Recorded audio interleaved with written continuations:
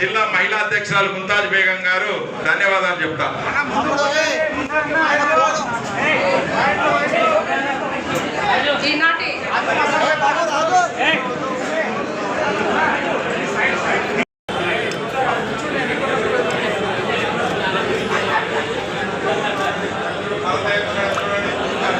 ముఖ్యంగా సోదరులారా, ఈ ఆంధ్ర రాష్ట్రంలో వాస్తవంగా తెలుగుదేశం స్థాపించిన తర్వాత రామారావు గారు పార్టీ పెట్టినప్పుడు ఏ ప్రభంజనం వచ్చిందో అంతకన్నా అదే రీతిలో ఈరోజు తెలుగుదేశం పార్టీ ఆంధ్ర రాష్ట్రం అంతా భయంకరమైన పవనాలు వీచాయి.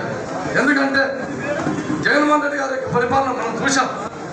అటువంటి మూలపరి సిద్ధాంతాలు వెళ్ళినటువంటి వ్యక్తి, నియంత్రణ పోరాడగలిగినటువంటి వ్యక్తి ఈ రాష్ట్రానికి తోడు కాదని చెప్పేసి తెలుగు ప్రజలంతా విఘ్నులై ఆలోచన చేసి సంపూర్ణంగా ఆయన్ను మట్టు పెట్టారు. ఆ పార్టీకి ఇంకా పుట్టగతులు ఉండమని చెప్పేసి కూడా నేను తెలియజేస్తున్నాను. అంతేకాక నేను చెప్పేది ఏమంటే ముఖ్యంగా సోదరులారా, ఈ రాష్ట్ర ప్రజలకి అయితేనేమి, కర్నూలు పార్లమెంట్ ప్రజలకైతేనేమి నేను ముఖ్యంగా చెప్పేది ఒకటే, మన తెలుగుదేశం పార్టీ వచ్చింది. ఇప్పుడు రాష్ట్రంలో మన పరిపాలన, దేశంలో కూడా మన అలయన్స్ ఉన్నటువంటి పార్టీ పరిపాలన కాబట్టి కింద అధికారమే పైన అధికారమే. ఎస్పెషల్ నేను చెప్పేది అంటే ఒక ఎంపీ అభ్యర్థిగా ముఖ్యంగా మనం రాయలసీమ కర్నూలు జిల్లాలో రాష్ట్రంలోనే పార్లమెంట్లోకెల్లా చాలా వెనుకబడింది కర్నూలు పార్లమెంట్.